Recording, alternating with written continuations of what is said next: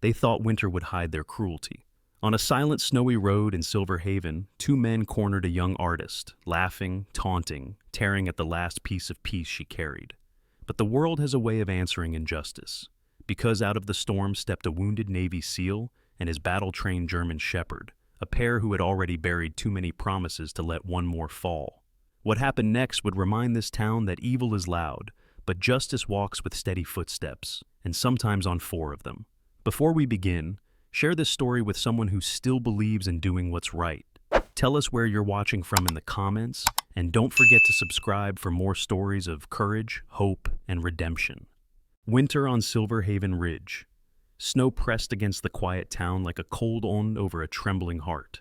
Winter in Silver Haven was not a season, but a test. The wind slid along the narrow streets in steady icy currents, whispering through pine branches and rattling old porch rails. By mid-December, roofs were heavy with frost, cars slept beneath white blankets, and every breath turned into a drifting ghost. Anyone who stayed here through winter learned resilience, or they left before the next storm. Lila Weston had chosen to stay. At 24, Lila carried a gentleness that seemed almost out of place in such a harsh landscape.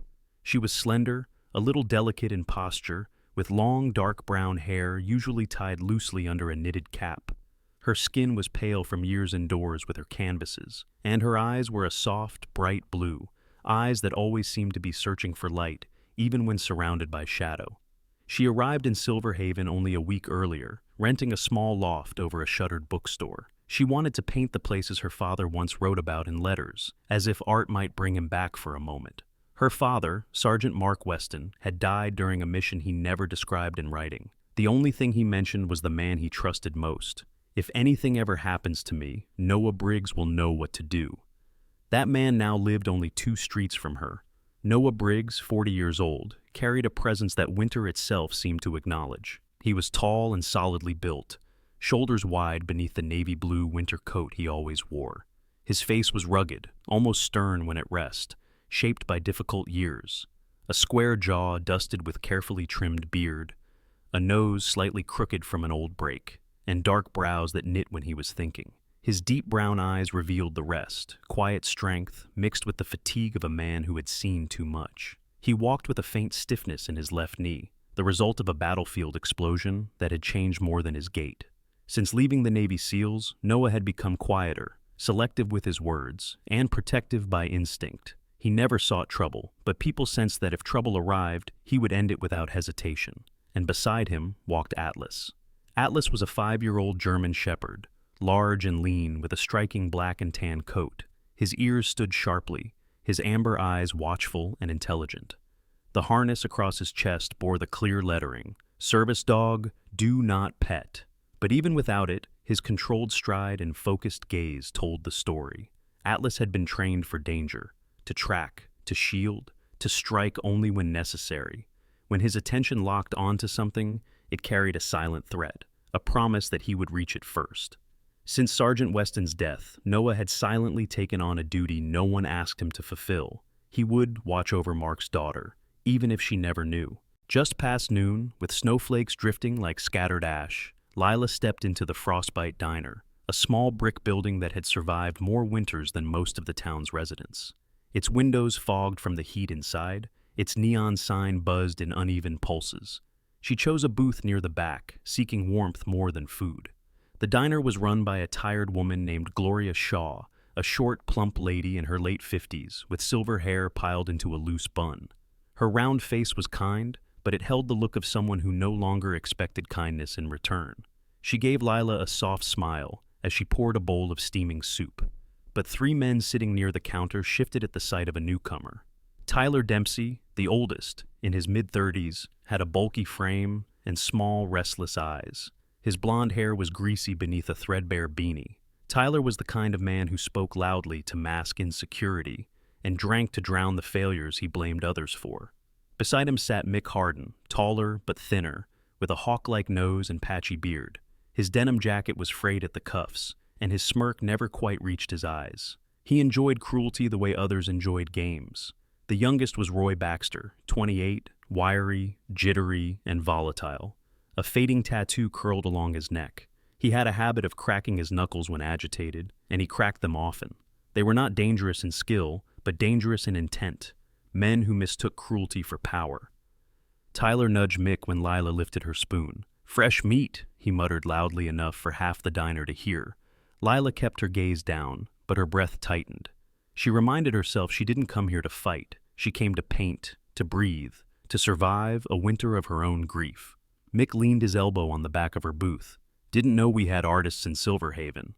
Thought winter scared 'em off." Lila forced a polite smile. "I'm just passing through." "Passing through what?" Tyler scoffed. "Your limits?"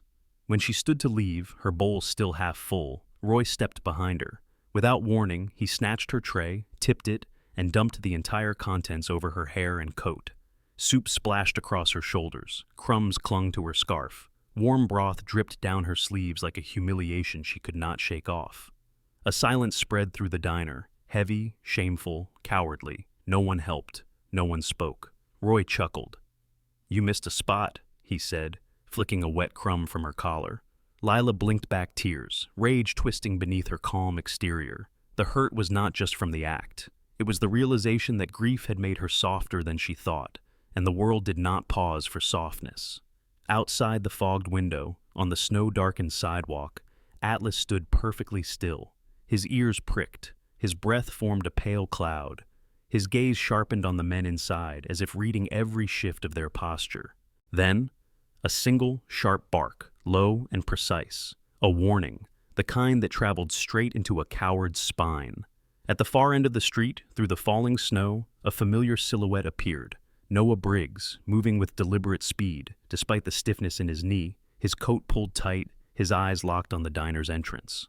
Whether he would reach Lila in time, no one inside knew, but Atlas had already made up his mind. Footprints of the fallen evening settled over Silverhaven like a heavy quilt of frost, muffling every sound except the slow hush of snow against rooftops. Street lamps glowed dim and amber, their halos blurred by drifting flakes. The storm had not yet reached its full force, but the town was already shrinking into itself, as if bracing for something it did not understand. Lila Weston walked up the sloping road toward her small rented loft, her boots leaving narrow tracks behind her. Her hair, dark and damp with melted snow, clung to her cheeks. The humiliation from the diner still pulsed under her skin like an invisible bruise. She wanted to forget it, bury it beneath her paint and canvases, but each step made the memory sharper. She wrapped her coat tighter, hoping the cold air would numb the sting. Behind her, keeping a distance that felt protective rather than intrusive, moved Noah Briggs. He kept his stride slow, mindful of the stiffness in his injured knee, but his gaze never wavered from the girl ahead. The lines on his face deepened with concentration. He had learned in war that danger rarely struck loud. It crept, watched, waited. And after seeing what those men had done to Lila, he knew exactly the type of threat Tyler, Mick, and Roy represented. The kind that mistook silence for fear and kindness for weakness. Beside him padded Atlas, the German shepherd's steps deliberate, controlled. His coat glistened beneath the street lamp glow, black and tan blending like smoke and ash. Atlas lowered his head now and then, sniffing the air, pausing to inspect a rustle or shadow. The dog's instincts were sharper than Noah's training, and that was saying something. Lila did not see them. She only felt the weight of a day that had turned strange, frightening, and confusing. When she reached her loft, she climbed the narrow stairs and unlocked the door, stepping into the quiet warmth within. Her home was small, one room with sloped ceilings and wooden beams, a bed under the window, and a large table for painting. It smelled faintly of turpentine and lavender soap. She hung her coat by the door, brushing crusted soup from the sleeve with a grimace. Then she reached for a wooden box, old, scratched, hinges worn. She set it on the table and opened it with a careful breath. Inside were only two objects: a half-burned map whose edges curled like dried petals, and a letter, unfinished, the handwriting unmistakably her father's. Firm strokes made by a steady, disciplined hand. She unfolded the letter. The ink had faded in places, but one line remained clear. "If you ever meet Noah Briggs, trust him as you trust me." Her chest tightened. "Dad, I only wanted to paint. Why does everything feel like a warning?" She closed the box gently, as if afraid it might break. Outside her window, snow thickened. Beyond the glass, down the hill, a tall figure stood still beneath a street lamp. Noah watched the warm glow from her room, jaw tightening with something between guilt and resolve. He didn't wish to frighten her, didn't want her to live looking over her shoulder, but he also couldn't abandon the last promise he had given a dying man. Atlas stopped beside him, ears lifting, nose twitching. He sensed something. Not danger, not yet, but a shift in the air, a ripple of unease carried by cold wind. "Yeah," Noah murmured softly, resting a gloved hand on the dog's head. "I feel it too." Atlas leaned into him, silent but alert. After several minutes, Noah turned away, leaving only a row of footprints trailing through the falling snow. Moments later, even those prints blurred, swallowed by winter. The town returned to its quiet, unaware of the storm rising beneath its surface. Inside the loft, Lila sat on her bed, hugging her knees. She glanced at the window. For a second, she thought she saw a silhouette beside the lamppost. But when she blinked, nothing remained except drifting flakes. She exhaled, exhausted. Maybe I'm imagining things. But the unease lingered. She did not yet know that three men, angry, humiliated, and reckless, were nursing resentment in the shadows of Silver Haven. She did not know someone far more dangerous than them had taken note of her presence in town, and she did not know that the only barrier between her and a threat she could not yet name was a wounded Navy SEAL and his disciplined, silent dog. Tonight, though, she sensed only one truth. Something had begun that she did not understand, and snow was already covering the tracks of those who moved in it. Shadows over Silver Haven, morning arrived with a thin, sharp light that barely warmed the frost clinging to rooftops. The storm had eased, but the cold carried a strange heaviness, as if the town was holding its breath. Silver Haven had always been small, quiet streets, polite nods, predictable routines. But today whispers moved faster than the wind. Word spread from porch to porch, from the hardware store to the bakery. The three men from the diner weren't acting alone. Rumor said they worked for someone with money and ambition, someone interested in the Northern Ridge, land Lila Weston had unknowingly been sketching. That piece of forest, long ignored, had recently become the center of secret arguments and warnings spoken in low voices. No one in town admitted to knowing more. No one wanted to. Lila left her loft with a sketchbook tucked under her arm, determined to reclaim some sense of normalcy. Her steps were careful on the icy slope, but her breath puffed out in small white clouds, steady and determined. The humiliation from yesterday still clung to her like a shadow, yet she refused to let it dictate her day. She headed toward the valley, a quiet expanse blanketed in fresh snow, framed by tall pines whose branches sagged under winter's weight. Painting had always been her refuge, a way to silence the noise of grief. Several paces behind, Atlas followed with disciplined calm, paws sinking softly into the snow. His tail remained low, muscles drawn taut beneath his thick fur. He glanced frequently toward the tree line, nostrils flaring at scents only he could read. Noah Briggs kept farther back, blending into the white haze.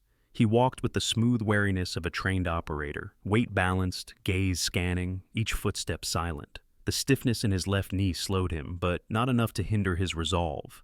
If anything, the pain kept him sharper. It was a reminder of what violence could cost, and what he refused to let happen again. As Lila descended toward the open valley, she noticed a figure standing at a distance, a woman watching her approach. It was Sarah Ludlow, a local librarian in her mid-40s. Sarah was tall and slender, with short auburn hair streaked by early gray. Her face, pale and angular, carried the gentle fatigue of someone who spent her life caring for others quietly. She had warm hazel eyes and a soft way of speaking, often described by townsfolk as kindness wrapped in silence. Today she held a grocery bag against her chest, though she seemed distracted. "Lila?" she called, her voice thin against the cold. Lila offered a polite smile. "Good morning, Ms. Ludlow." Sarah stepped closer, boots crunching in the snow. "I heard about what happened at the diner." Her brows knitted, worry deepening across her delicate features. "Those men, Tyler and his lot, they have been stirring trouble for months. You should be careful." Lila managed a small nod. "I'm trying." Sarah hesitated, then lowered her voice. "Some folks think they're being paid to intimidate anyone who walks near the Northern Ridge. You sketch there often, don't you?" Lila's heart tightened. "I didn't know it was a problem." Sarah's gaze flicked nervously toward the distant forest. "Just watch where you step. Some places in Silver Haven aren't as quiet as they look." Before Lila could respond, Atlas suddenly stiffened. He pivoted sharply toward the pine-covered slope beyond the valley, hackles rising like a cresting wave. Sarah flinched at the sight of the dog transforming from gentle companion to silent sentinel. Goodness, is he always like that? He sees things before we do, Lila murmured, though her own pulse quickened. Atlas didn't grow tense unless something was wrong. Very wrong. Noah, still hidden behind a low ridge, noticed the shift instantly. His posture straightened, breath steadying into the trained rhythm of a man who had faced ambushes before. He scanned the trees. Snow fell in quiet curtains, but something beneath the stillness had changed. Movement, faint but deliberate. Lila opened her sketchbook, trying to focus on the snow-covered valley. The cold wind lashed at her cheeks, but she lifted her pencil anyway. A thin line became a branch. A soft shade became a shadow. Drawing always helped her breathe, until the pencil froze midair. There, near the base of the northern ridge, a streak of metallic shimmer lay beneath the snow, catching the pale sunlight. At first glance it looked like ice, but as she stepped closer her boots sank into softer ground. The soil there was disturbed, churned recently, unnatural. "What is that?" Lila whispered. Atlas moved forward before she could touch the glittering patch. His body shifted into a shield, blocking her path, head low, ears pinned forward. A low rumble rolled from his chest, not loud, but commanding, a warning. Sarah took a fearful step back. "Lila, maybe we should go." Lila swallowed hard. The forest looked unchanged, yet something behind those trees felt alive, watching. She glanced at the shimmering soil again. "Is someone digging out here?" Atlas didn't look back at her. His stance said everything. Noah finally emerged from between the pines, his breath fogging in the freezing air. His eyes locked onto the disturbed ground, then onto the shadowed forest behind it. His voice was controlled, low. "Step away from the ridge." Lila flinched at the seriousness in his tone. "Noah, is something wrong?" Noah's jaw tightened. "This isn't nature's work." Sarah clutched her grocery bag. "Are you saying—" "I'm saying," Noah interrupted softly, "someone's been here recently. Someone who doesn't want to be seen." Before Sarah or Lila could react, a soft crunch echoed deeper in the woods. A footstep, heavy and unmistakably human. Atlas pivoted instantly, muscles coiled, like steel, teeth bared in a silent, deadly promise. Noah's eyes hardened, the soldier in him surfacing without hesitation. "That," he murmured, "is not an animal." He stepped forward, Atlas at his side, both moving with synchronized precision. A trained seal and his dog, built for danger, built to confront shadows. But the forest remained still, refusing to reveal its watcher. The threat was there, unseen, waiting. And Silver Haven was no longer the quiet town it had been yesterday. When winter roared, night descended with a savage wind that scraped against rooftops and howled through alleyways. Snow thickened until Silver Haven felt compressed beneath its weight, the whole town shrinking into narrow tunnels of white. Street lamps struggled to push back the darkness, their glow swallowed by swirling frost. It was a night where even the bravest stayed indoors. Lila Weston pulled her scarf higher, breath trembling, as she made her way along the lonely road leading toward her loft. Her sketchbook was tucked under her arm, a habit more than a comfort now. Every crunch of her boots echoed too loudly, every shadow seemed stretched by the cold. She wasn't afraid of the storm. She was afraid of what storms tended to hide. As she passed the corner of an abandoned workshop, a squat brick building with boarded windows, two figures stepped out from behind a snowdrift. Tyler Dempsey emerged first, his bulky frame blotting out the lamplight. The cold reddened his cheeks, but fury kept them burning. His greasy blonde hair stuck beneath his hat, and a jagged scar above his right brow looked sharper than usual in the dim light. Tyler was a man built from bitterness, someone who had spent years being told no and now lashed at the world because of it. Next came Roy Baxter, wiry and twitching with nervous energy. His jaw worked in repetitive clenches, as though anger was something he chewed to keep warm. Roy's dark jacket hung crookedly from one shoulder, and his breath came in short, excited bursts, as if confrontation fueled him. Lila froze as Roy lunged forward, snatching her sketchbook from her arm. "So, the little artist came back to the woods," he taunted, shaking the book like a trophy. "Still playing with pictures, huh? You don't get it. People like you shouldn't be poking around up north."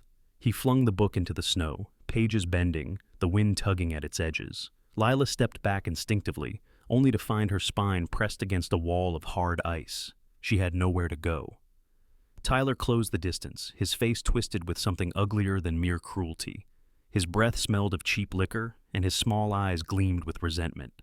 "You should have stayed quiet," he hissed. "Some folks don't like being watched." Lila's pulse thundered in her ears.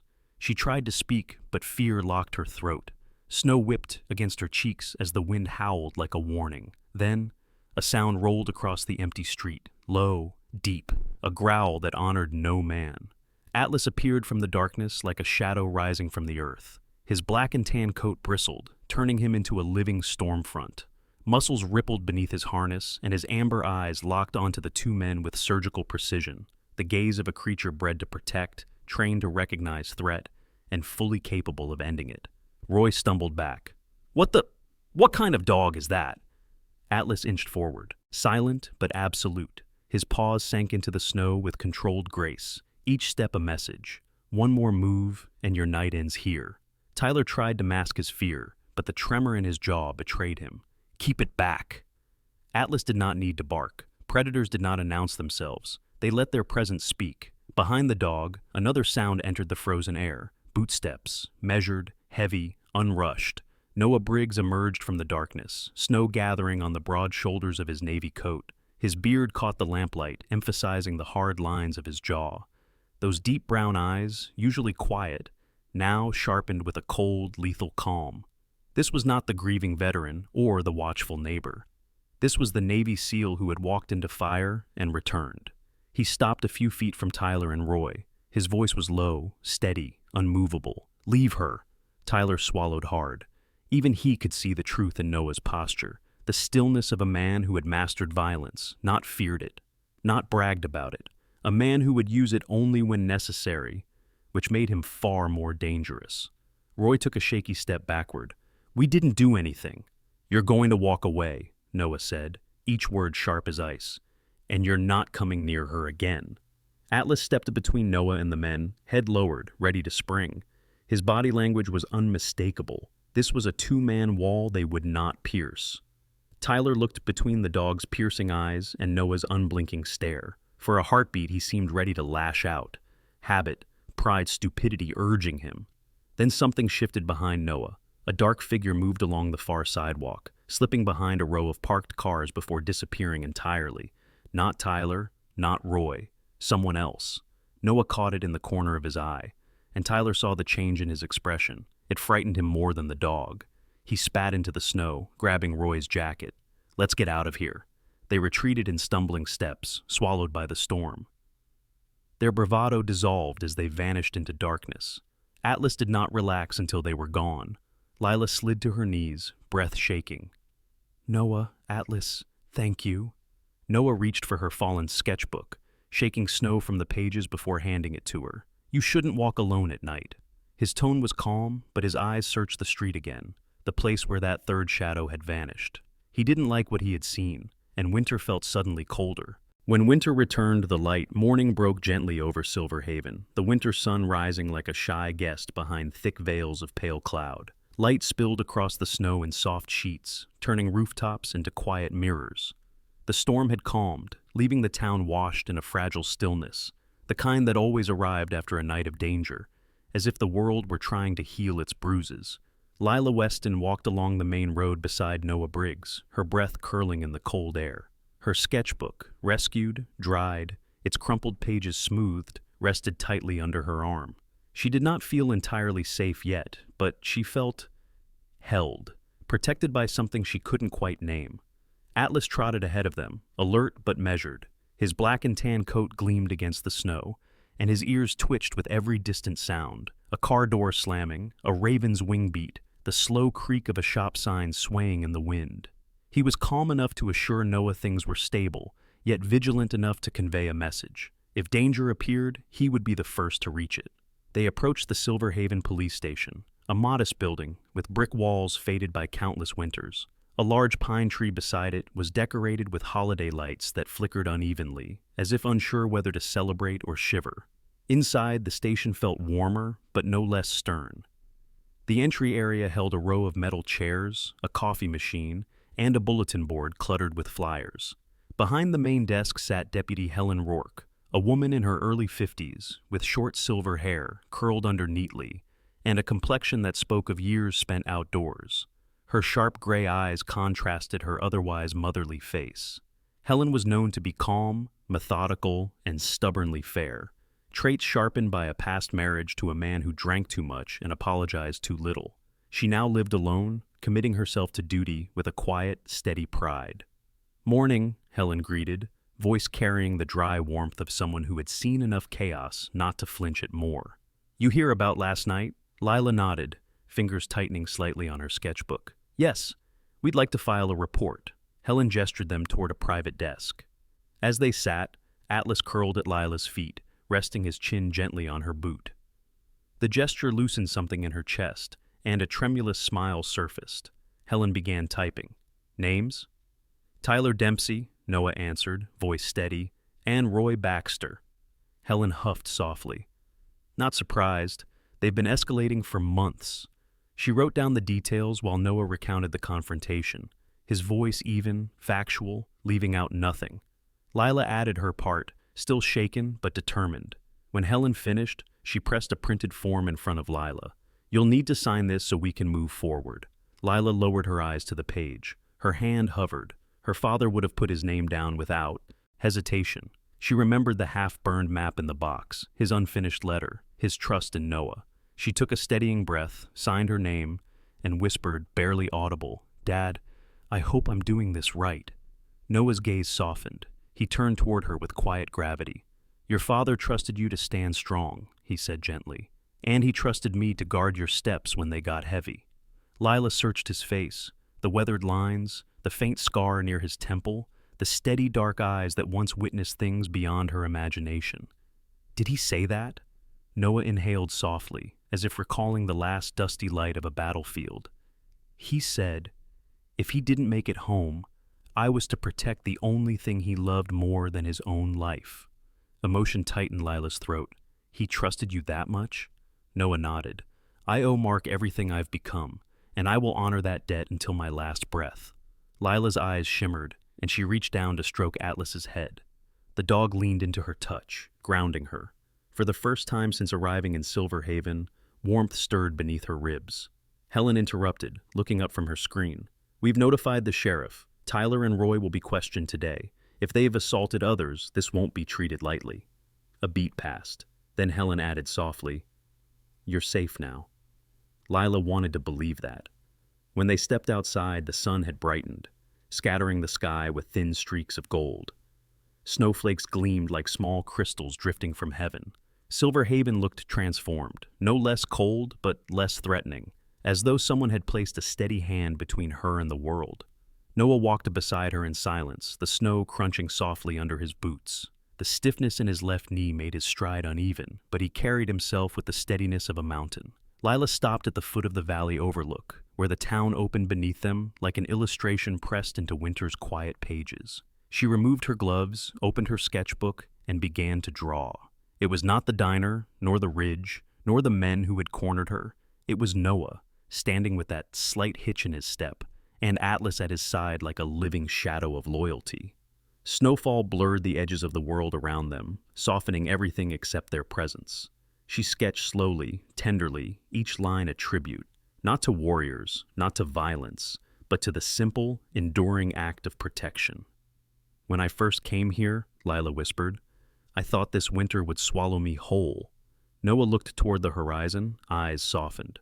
Winter doesn't swallow people, he murmured. It reveals who's strong enough to stand in it. Silver Haven rested in hushed peace, not because danger had vanished, but because courage had answered, and sometimes that was enough to bring the light back. In every life, there are moments when winter feels too heavy to walk through, when the world grows sharp and cold, and our strength seems far too small. Yet even then, God places a quiet light in our path, often through the people we never expected. Sometimes that light comes through the steady courage of a soldier, sometimes through the loyalty of a faithful dog, and sometimes through the simple kindness of ordinary hearts willing to stand for what is right. What happened in Silver Haven was not just justice. It was a reminder that God never leaves us to face darkness alone. He sends help in ways that look small at first. A warning, a friend, a moment of courage. yet they become miracles when we need them most. If you are carrying a silent burden today or walking through your own winter season, hold on to this truth. God sees you, God hears you, and His protection reaches farther than you know. May His strength surround you, His peace steady you, and His light guide every step ahead. If this story touched your heart, share it with someone who might need hope today. Tell us where you are watching from in the comments, and subscribe so we can keep walking this journey of faith, courage, and healing together. May God bless you and your family with warmth in the cold, clarity in confusion, and a miracle exactly when you need it most.